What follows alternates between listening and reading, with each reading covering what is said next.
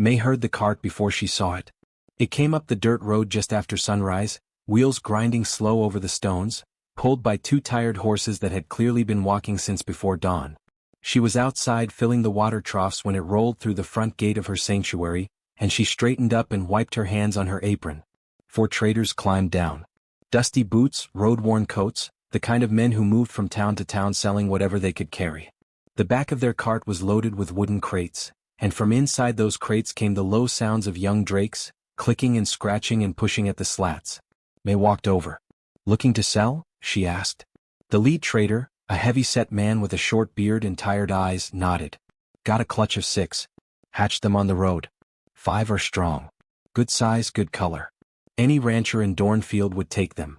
"And the 6th?" May said. The man paused. He glanced at one of the other traders, and something passed between them that May did not miss. "Come see for yourself," he said. He pulled back the cloth covering the last crate. Inside, 5 hatchlings moved and bumped against each other, their scales bright and their eyes sharp. They hissed softly at the light and scratched at the wood with small claws that were already growing strong. In the far corner of the crate, away from the others, sat the 6th. He was small. Not just young small but wrong small, the kind of small that made people shake their heads. His scales were a dull gray-brown, flat in the morning light, without the shine the others had. His wings were folded tight against his body. He did not hiss. He did not scratch. He simply sat in his corner and looked out at the world with pale amber eyes that were very still and very calm. "We call him useless," the trader said. "Has since he hatched. Won't eat right. Won't grow right. Falls behind every time. We figured we'd find a buyer for the 5 and leave him somewhere, but he kept following the crate on his own. Dragged himself along every time we tried to set him aside." May looked at the little drake. He looked back at her.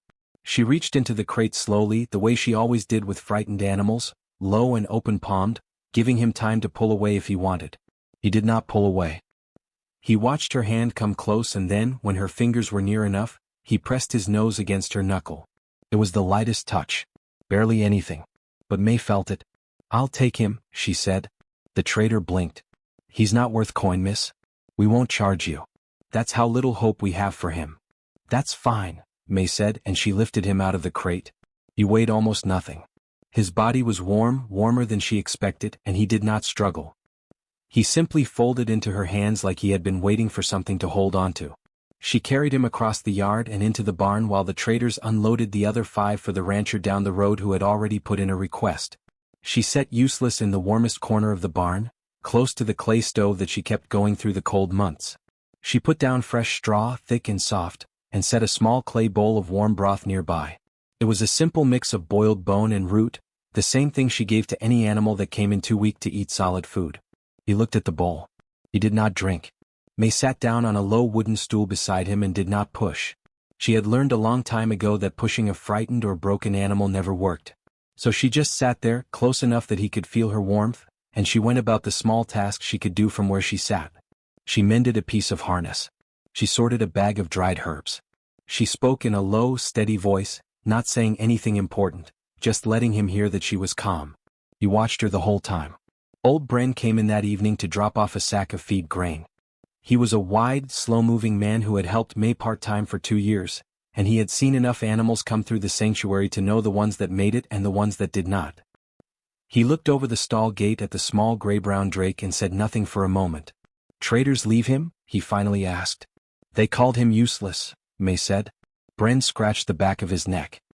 "He looks it, if I'm being honest." May looked at the little drake, who had moved just slightly closer to the bowl of broth while she was talking to Bren. "He walked toward it," she said quietly. "Just now. While we were talking." Bren looked. The drake had stopped moving and was sitting very still again, as if pretending he had not done anything. "May," Bren said, gentle but plain, "some animals come in too far gone." "I know," she said. "He might not make it to the week's end." "I know that too," she said. She picked up her mending again and settled back on the stool.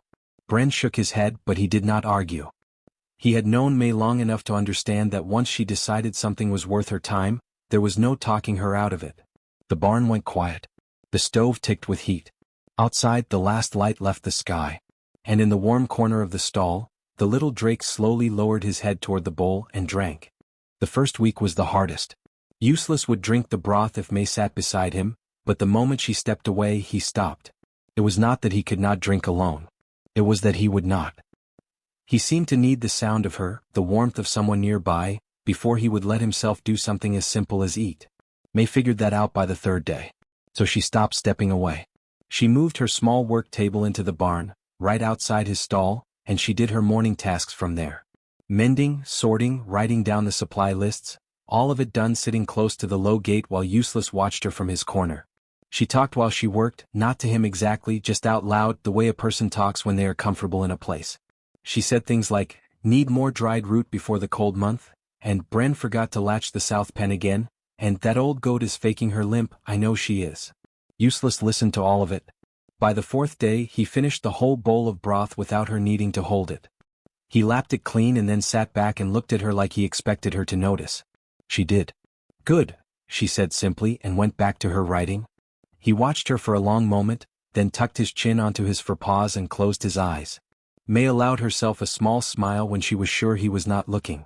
By the end of the first week she moved him from broth to soft food. She cooked down scraps of meat and root vegetables into a thick mash and set it warm in his bowl each morning. The first time she put it down he sniffed it for a long time without touching it. She waited. He looked up at her. She looked back. He looked at the bowl again and then he ate. It became a pattern. Every morning she set the bowl down, and every morning he would look at her first as if checking that she was still there, still the same, still not going anywhere. Once he had that confirmation he would eat. May never rushed that look. She always met it. Old Bren noticed the change by the second week. He came in one morning to find Useless standing at the gate of his stall, watching the barn door. The little drake's head was raised and his pale amber eyes were pointed straight at the entrance.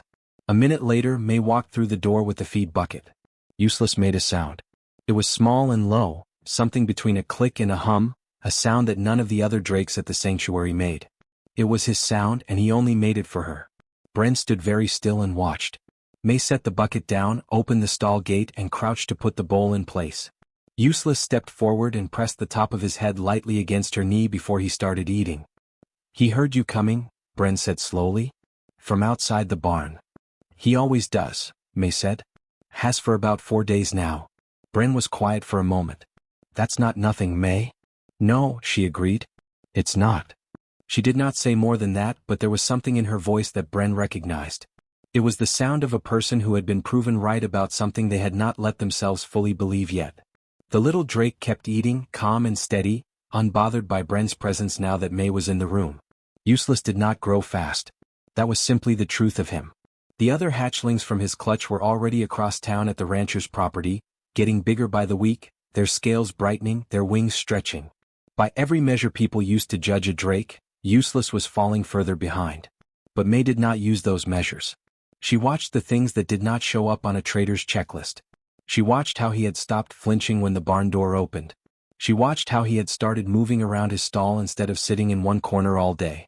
She watched how he had begun to pay attention to the other animals in the barn, tracking the sounds they made, tilting his head when the old goat complained or when the 2 young rabbits in the far pen started their evening thumping. He was waking up, slowly and in his own order, like a fire that had been set carefully and needed time before it would hold on its own. One afternoon in the 3rd week, May was cleaning out the stall next to his when she felt something at her boot. She looked down. Useless had pushed through the gate she had left unlatched and followed her. He was standing beside her foot, looking up at her with those calm amber eyes. May looked at him for a moment. "You walked out on your own," she said. He blinked. She went back to raking the stall floor. He stayed beside her boot the entire time she worked, moving when she moved, stopping when she stopped, never getting underfoot but never going far either. When she was done she walked back to his stall and he followed her in. She latched the gate and stood there looking at him for a moment. He looked back. He was still small. Still dull-scaled. Still nothing that any trader would stop a cart for. But he had walked out of that stall on his own, chosen where he wanted to be, and chosen to stay close to the person who had stayed close to him. May picked up her rake and went back to work. But for the rest of that afternoon she did not stop smiling. It started with a sound May almost missed. She had been asleep for maybe 2 hours when something pulled her awake. Not a loud noise, not a crash or a scream from the pens. Something smaller than that. A low, steady hum coming from the barn, the kind of sound that sat just under everything else and made the air feel different. She lay still for a moment, listening. The hum came again. May got up. She pulled on her coat and boots and took the short iron bar she kept beside the door, not a weapon exactly, but solid enough to make a point if something was wrong. She crossed the yard in the dark and pushed the barn door open quietly. Every animal in the barn was awake. The goat was pressed into the back of her pen. The rabbits were flat and still, ears down. The two young deer May was rehabilitating had their heads up and their eyes wide. Every creature in that building was pointing its attention at the same place, the far wall that faced the tree line behind the property. And in the middle of the barn floor, standing outside his stall with his head raised and his small body very straight, was Useless. He was the one humming. May looked at him. He looked at her, then turned his head back toward the far wall. She followed his gaze and stood still and listened. Then she heard it. Just beyond the wall, out in the dark past the fence, something was moving through the dry grass. Low and slow, the kind of movement that tried not to be heard. She went out the side door, stayed close to the wall and looked toward the tree line. 3 pairs of eyes caught the moonlight at the edge of the fence. Lorn cats. Big ones, adults, the kind that came down from the hills when the cold months pushed their usual prey further up the mountain. They were pacing the fence line slowly, looking for a way in. May banged the iron bar against the fence post 3 times, hard and loud. The eyes vanished back into the trees. She stayed outside for another 20 minutes until she was sure they were gone, then went back inside. Useless was still standing in the middle of the barn floor. She crouched down in front of him. He looked at her with those calm amber eyes, steady and unbothered, as if he had simply done the most natural thing in the world. "You heard them first," May said quietly. He blinked once and then walked back into his stall and lay down. May sat on her stool for a long while after that, thinking. The Lorn cats came back 2 nights later. This time May was ready. She had told Bren what had happened, and he had helped her string a line of tin cans along the back fence, the old farmer's way of knowing when something was testing the boundary. But the cans never rattled. Useless woke her before they got that far. The same low hum, steady and quiet, pulling her up from sleep before the cats had even reached the fence. She was outside and moving before the tin cans had a single reason to make a sound. After the 3rd time, Bren stood in the barn doorway in the early morning light and looked at the small gray-brown drake with a very different expression than he had worn the day the traders left him. "He's sensing them before they come close," Bren said. "Before the other animals even stir." "Every time," May said. Bren rubbed his jaw. "That's not normal for a drake his size." "No," May agreed. "It isn't." Word moved through Dornfield the way it always did in small towns, quietly and completely. A woman at the grain store mentioned it to the man who ran the feed supply, who mentioned it to the 2 brothers who kept a sheep flock on the north side of town, who had been losing animals to Lorn cats for the better part of a month. The brothers came to see May on a dry Thursday afternoon. They were polite about it. They stood at the fence and explained their situation and asked, carefully, if there was any chance the little drake might be willing to spend a few nights near their property. May looked at Useless, who was sitting in the yard beside her boot in his usual way. "He's not for hire," she said. "And he's not going anywhere without me." The brothers exchanged a look. "We weren't trying to take him," the older one said quickly. "We just wanted to know how you did it. How you trained him." May thought about that for a moment. About the weeks of sitting still. The bowls of warm mash. The unlatched gate he had walked through on his own. The way he had pressed his head against her knee that first morning. "I didn't train him," she said. "I just paid attention to him." The brothers did not fully understand that answer, but they nodded anyway and thanked her and left. More people came after that. Not many but enough. They stood at the gate and looked at the small dull-scaled drake who sat quietly in the yard, and they tried to see what May saw. Most of them could not quite find it. He did not look like anything special. He did not breathe fire or stand tall or make the impressive sounds that the bigger drakes at the rancher's property made. He just sat there, calm and still, watching the world with pale amber eyes that missed nothing. One older woman from the far end of town leaned on the gate and studied him for a long time before she spoke. "He looks like he's always listening," she said. May nodded. "He is," she said. "That's exactly what he's doing." The offer started small. A farmer from the west side of town came by on a quiet morning with a fair amount of coin and a polite manner and asked May if she would consider selling the little drake. He had heard about the Lorn cats. He had a property with young livestock and a worry that kept him up at night, and he thought Useless might solve it. May listened to the whole offer without interrupting. Then she said no. The farmer nodded like he had expected that and left without pushing. But he told others and the others came and each offer was a little larger than the last. A wool trader offered twice what a healthy full-grown drake would normally sell for.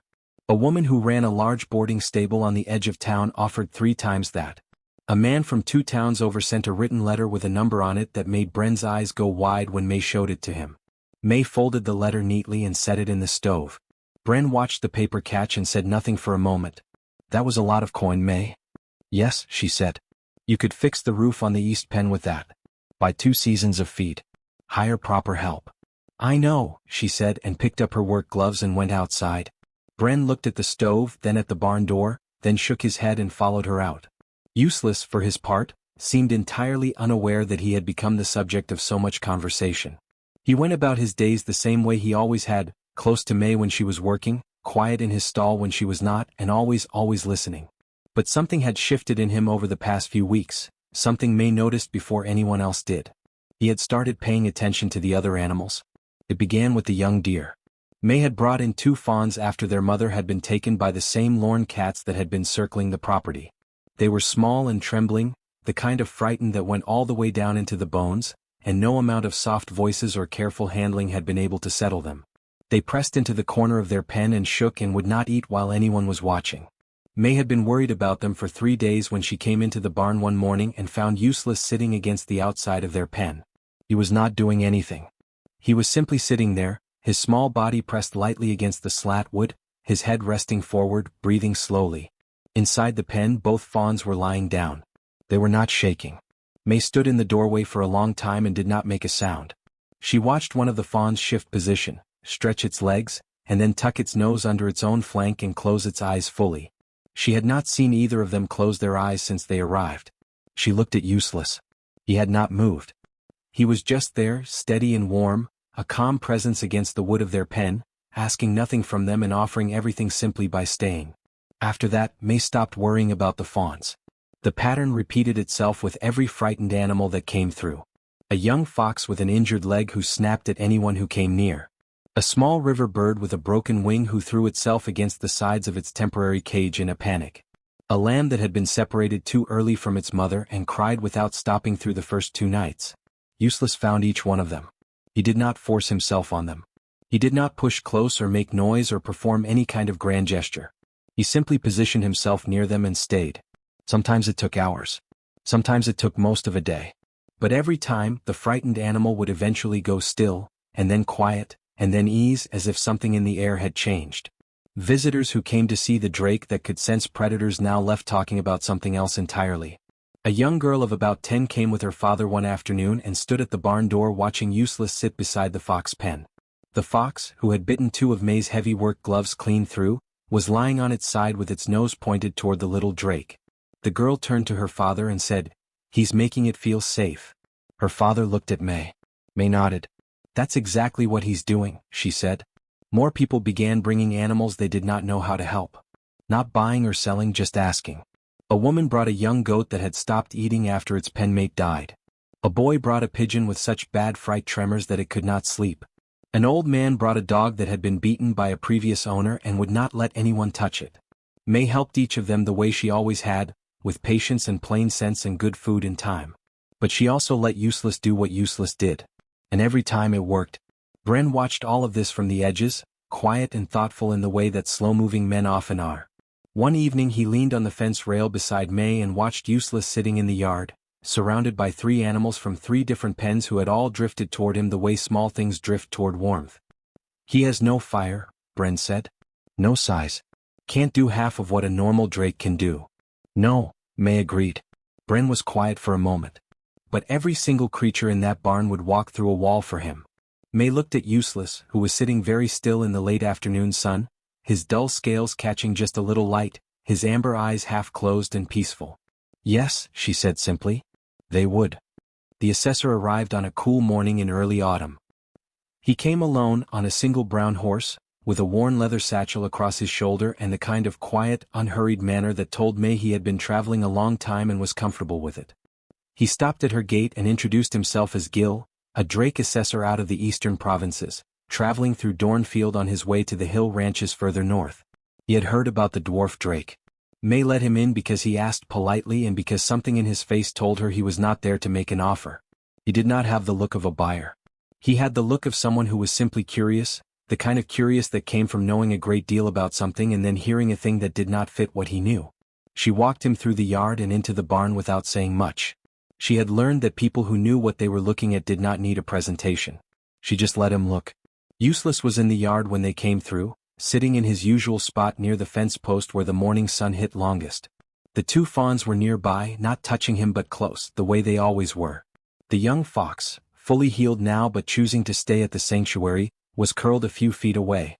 The lamb that had cried for 2 nights straight when it first arrived was asleep against the fence with its flank almost touching Useless' side. Gil stopped walking. He stood very still and looked at the little drake for a long time without saying anything. May stood beside him and waited. Gil took a slow breath. "How long have you had him?" he asked. "Just past 4 months," May said. "And he came to you like this?" "He came to me half-starved and barely moving," she said. "Traders called him useless. Left him for nothing." Gil crouched down slowly, not moving toward the drake, just getting level with him. Useless looked at him with calm amber eyes and did not move away. He studied the assessor the way he studied everything, quietly and completely, and then he looked back at the sun. Gil stayed crouched for a moment longer, then stood. "Do you know what line he is?" he asked. "I don't know much about drake lines," May said honestly. Gil reached into his leather satchel and pulled out a small worn book, the kind that had been handled so many times the cover had gone soft. He turned through the pages without rushing until he found what he was looking for and then held it out to her.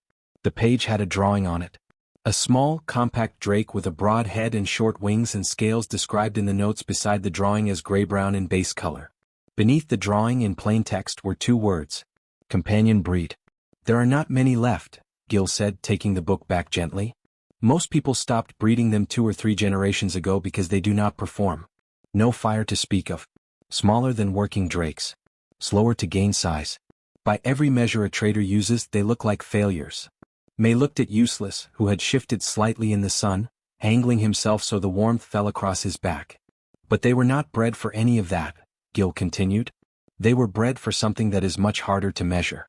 Awareness. Steadiness.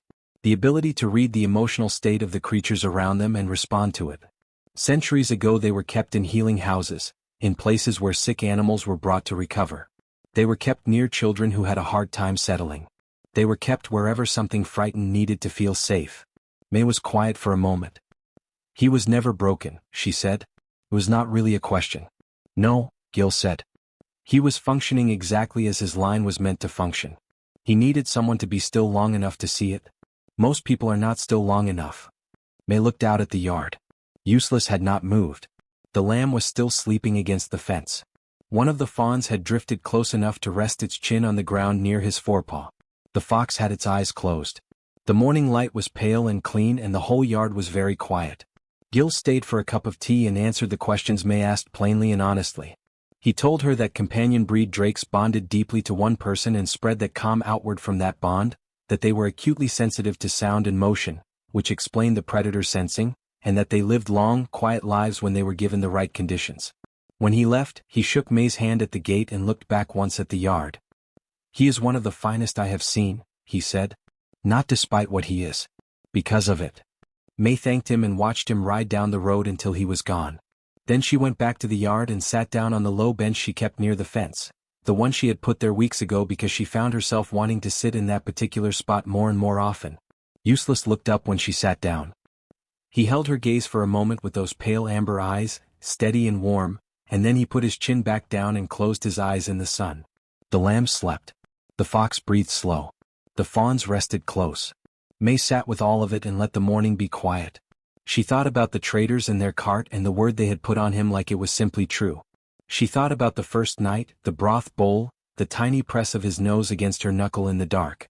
She thought that some things did not need to be fixed. They just needed to be seen.